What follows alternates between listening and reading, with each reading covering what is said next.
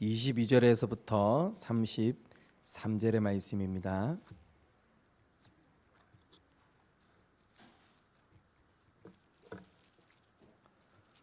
구약성경 270페이지에 있는 신명기 5장 22절에서부터 33절의 말씀을 교독하시겠습니다.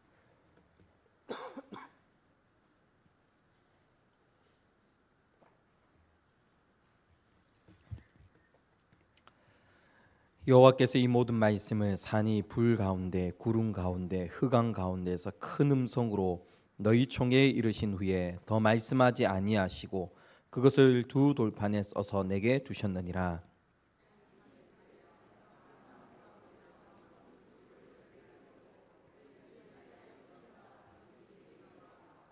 말하되 우리 하나님 여호와께서 그의 영광과 위엄을 우리에게 보이심에 불 가운데서 나오는 음성을 우리가 들었고 하나님이 사람과 말씀하시되 그 사람이 생존하는 것을 오늘 우리가 보았나이다.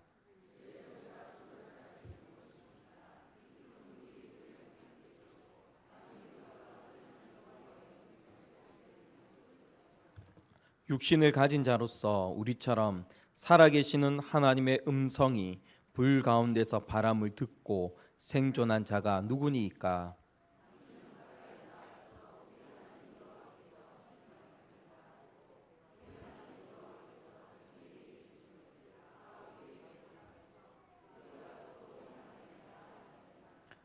여호와께서 너희가 내게 말할 때에 너희가 말하는 소리를 들으신지라. 여호와께서 내게 이르시되 이 백성이 내게 말하는 그 말소리를 내가 들은즉 그 말이 다 옳도다.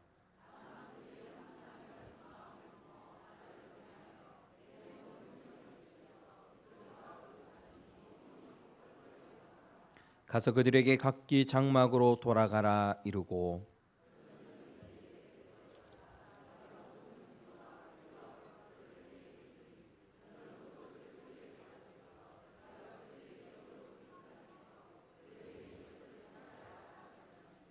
그런즉 너희 하나님 여호와께서 너희에게 명령하신 대로 너희는 삼가 행하여 자로나 우로나 치우치지 말고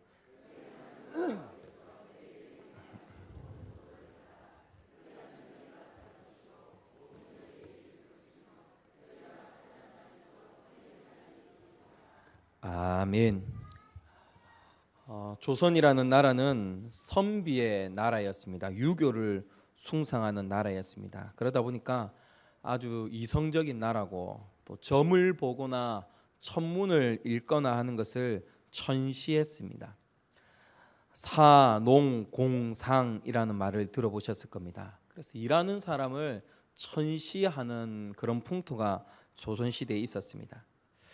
그런 조선에서 왕은 유교의 원리로 나라를 통치하도록 신하들에게 계속해서 견제를 많이 받았습니다.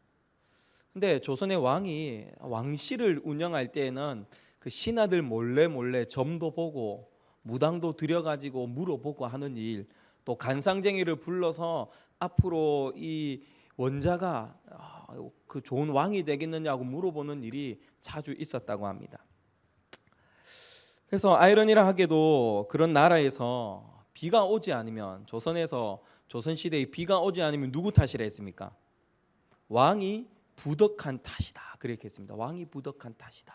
그러니까 왕이 그러면 어떻게 합니까?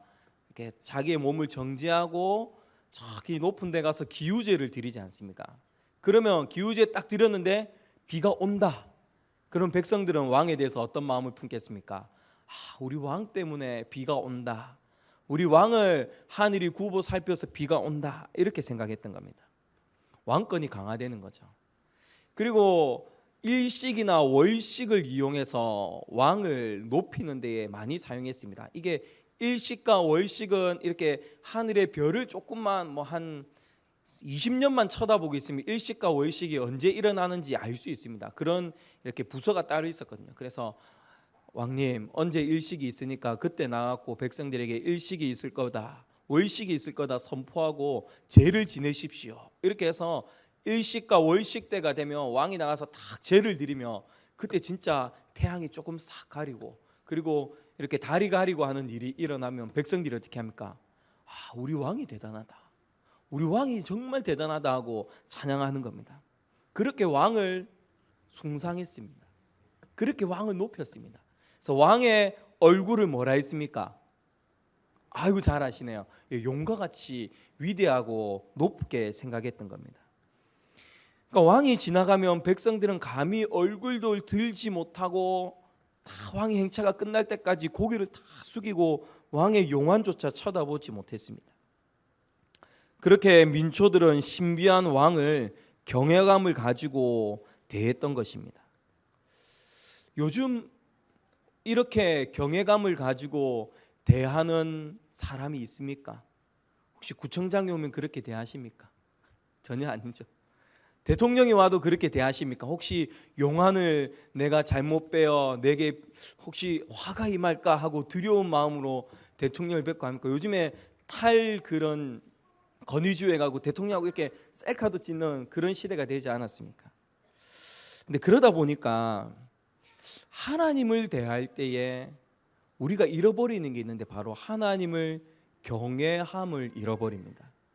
특히 아이들에게 하나님을 경외해야 된다는 것을 가르치기가 참 어렵습니다. 아이들은 무서운 게 없거든요. 아이들은 두려운 게 없어요. 왜냐? 아빠는 뭐예요? 친구죠. 아빠는 친구잖아요. 내가 언제든지 마음대로 해도 되는 친구고, 엄마는 귀찮은 잔소리꾼이고, 할머니나 할아버지는 그냥 막 퍼주잖아요. 누가 할머니 할아버지 무서워합니까? 아이들이.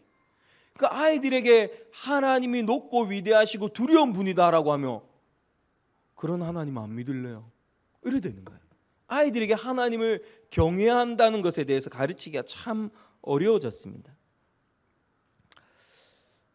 지금도 하는 말이 있죠. 천벌을 받을 놈아, 천벌을 받을 놈아. 옛날엔 그런 의식들이 있었습니다. 뭔가 큰 죄를 지으면 하늘에서부터 뭐가 떨어진다고요? 벼락을 떨어진다는 그런 생각들을 조금씩 가지고 있었죠. 그래서 천벌을 받는다 이렇게 하면 어떤 나쁜 사람이 지나가다가 벼락에 맞아 죽은 걸 보고 천벌을 받았다라고 그렇게 생각하곤 했습니다.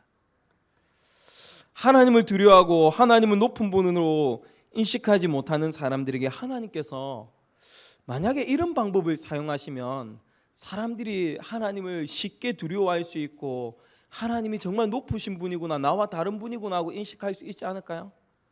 죄지었다. 하나님이 경고로 벼락이 저기 옆에 딱 떨어지는 거야. 그럼 사람이 내가 잘못했는가 보다. 막 남 욕하고 남을 헛듣고 이렇게 하면 집에 벼락이 팍 떨어지면 그날 밤에 아이고 내가 하나님 앞에 죄를 많이 지었는가 보다 하고 딱 입을 닫지 않겠습니까? 근데 그렇게 하십니까? 안 하십니까? 그렇게 하시는 하나님 본 적이 있습니까? 없습니까? 하나님 그렇게 안 하신다는 거예요. 왜 하나님께서 그러면 그렇게 천벌을 자주 내리시는 것을 통해서 하나님의 높고 위대하심을 사람들에게 나타내 보여주시지 않을까요? 하나님 그렇게 억지로 생기는 두려운 마음을 원하시지 않는다는 겁니다. 하나님은 그렇게 생기는 경외감을 원하시지 않는다는 겁니다.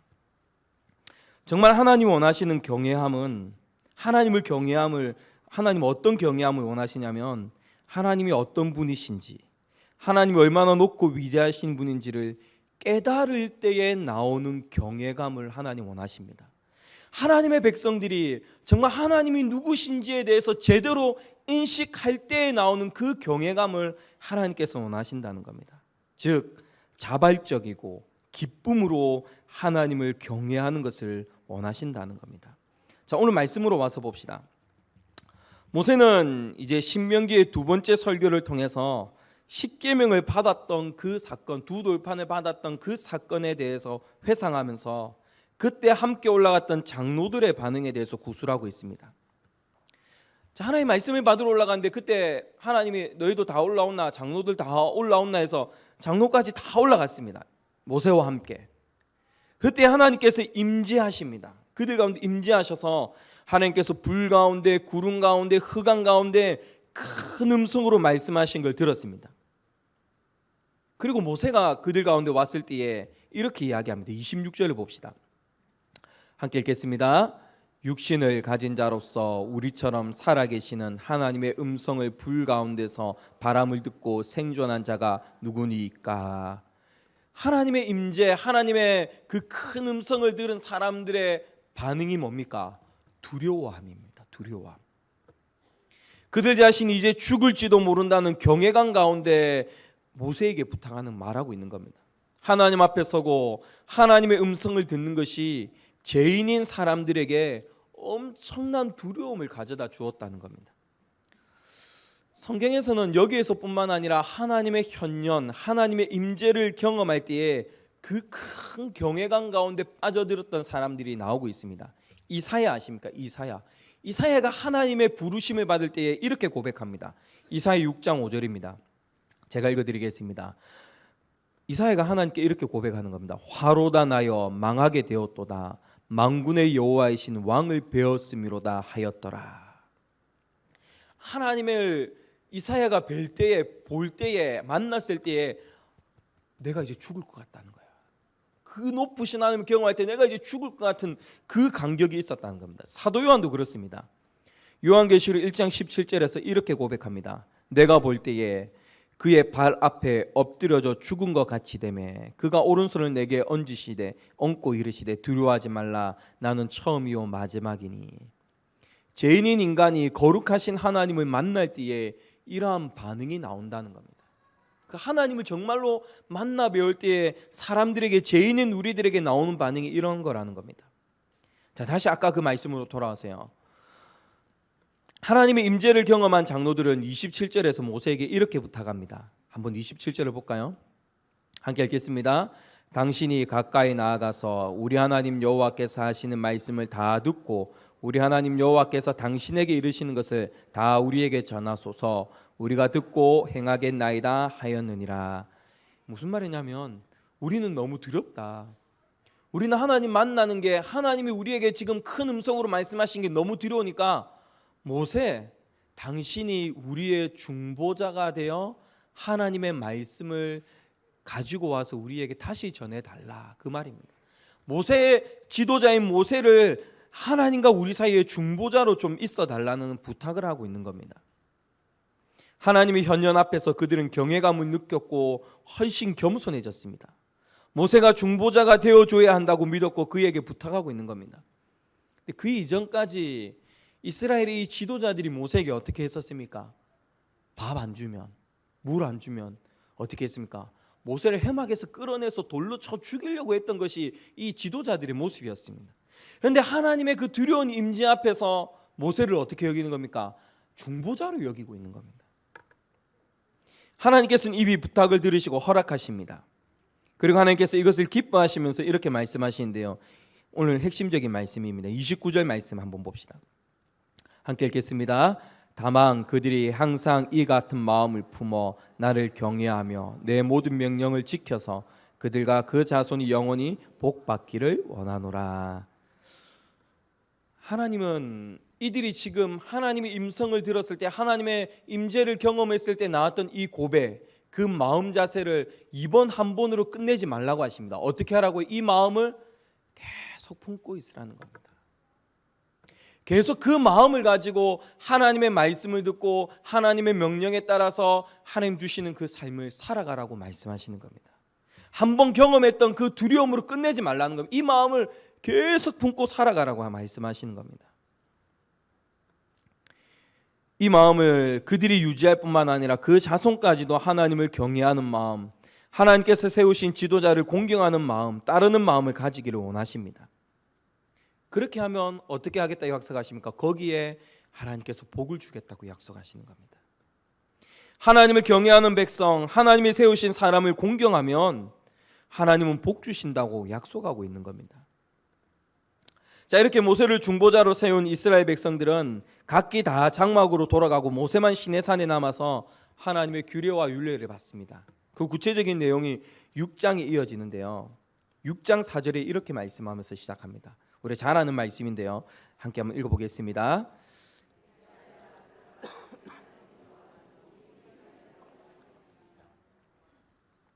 이거를 우리가 보통 뭐라고 이야기합니까?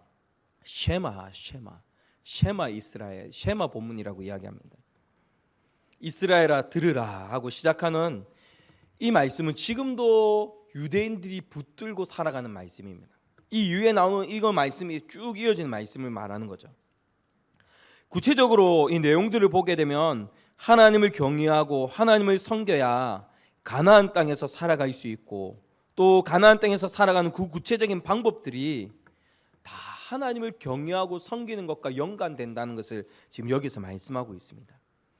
하나님을 경외하며 섬겨야 너희가 이제 가게 될 그 약속의 땅 가나안 땅에서 하나님의 복을 누리면서 살아갈 수 있다고 말씀하시는 겁니다.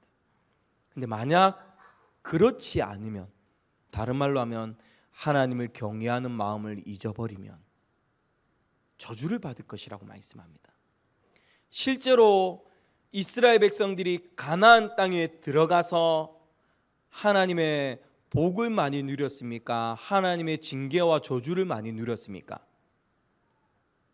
사사시대와 그 왕조 다윗 시대, 이런 몇몇 시대 빼고는 이스라엘 백성들이 하나님으로부터 징계와 저주 가운데 처했던 일이 엄청나게 많습니다. 사사시대 때도 마찬가지입니다. 사사가 일어나서 다스리던 그 시대, 그 한정된 지역 외에서는 하나님의 징계와 저주 가운데 처하는 일이 많았습니다.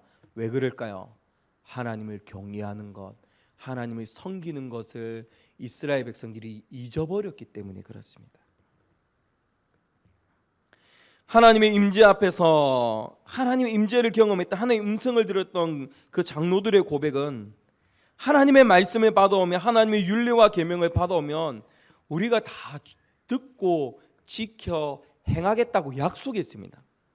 실제로 이들이 살아있는 동안은, 그리고 여호수아와 여호수아 시대의 장로들이 살아있는 동안은 하나님을 경외하는 것을 실천했습니다. 근데 이후에는 잊어버린 겁니다. 왜 잊어버릴까요?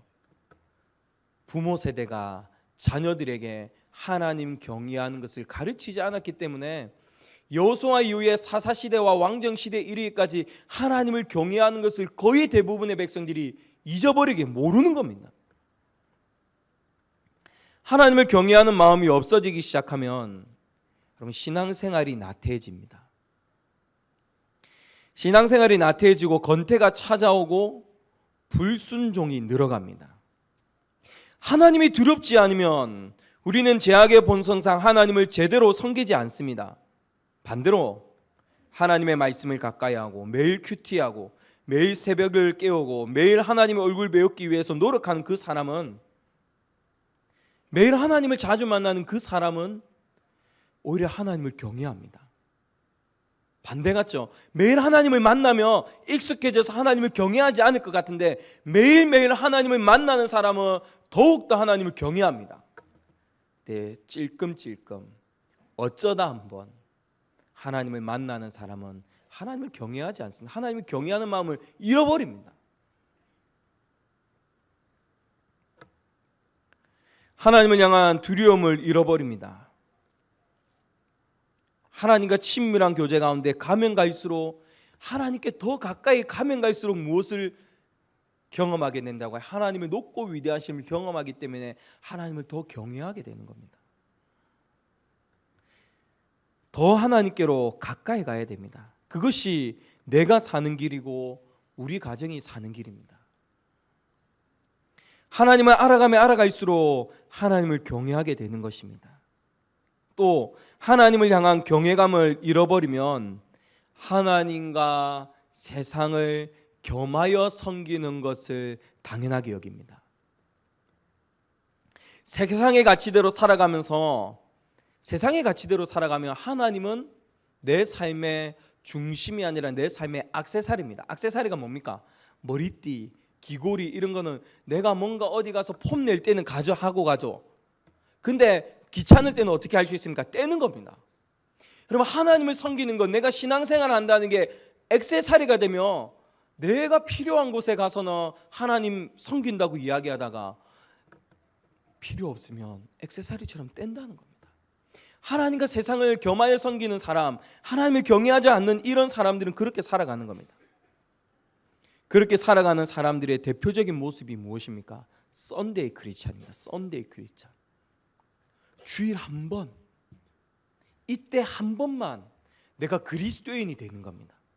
이 제한된 시간, 그때 한 번, 10시 한 45분, 어떤 사람은 11시 5분부터 시작하더라고요. 늦게 와서 10시 한 45분에서 50분부터 밥 먹는 데까지, 그러니까 성도들이 다 보고 있잖아요. 밥 먹는 그 시간 12시 40분까지는 그리스도인이에요.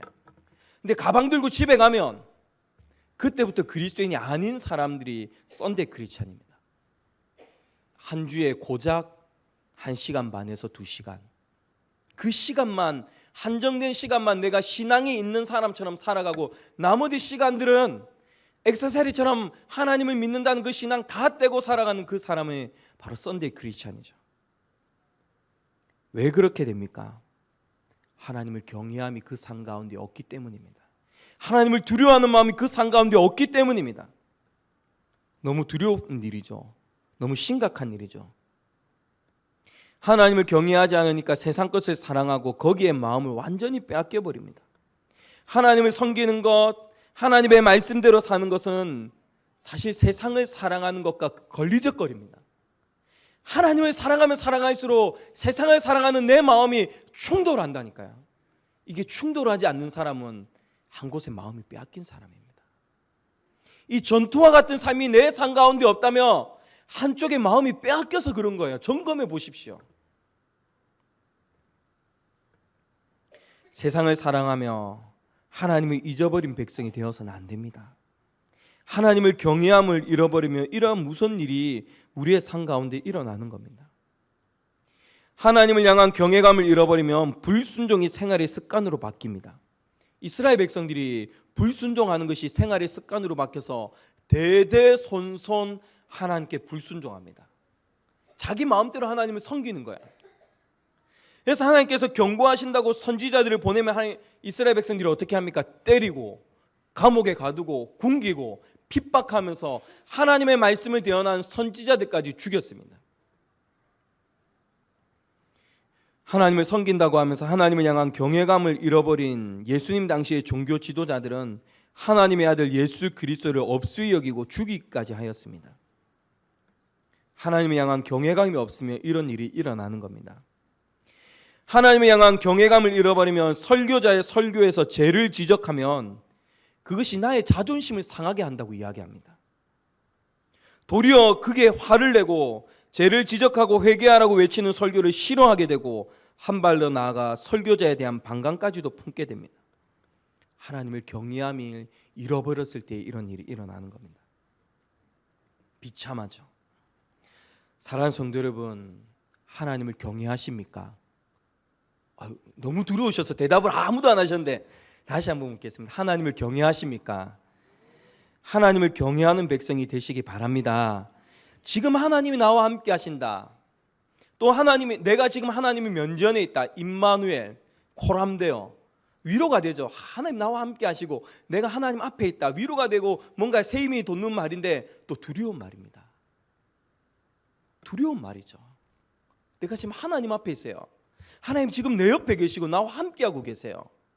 얼마나 내 삶이 그 경외감 가운데, 경외함 가운데 두려움이 있어야 되겠습니까? 내가 하나님을 경외하는 마음을 가지고 있는 사람이라면 어떻게 하겠습니까? 엄미하신 하나님의 면전에서 이웃을 역하거나 미워하거나 말씀에 불순종하거나 경배를 소홀히 하거나 하지 않고 하나님을 두려워하는 마음이 있다면 하나님 말씀에 순종하고 이웃을 사랑하는 것을 내 삶에서 게을리하지 않을 것입니다. 오늘 말씀에서 뭐라고 합니까? 다만 항상 이 같은 마음을 품으라.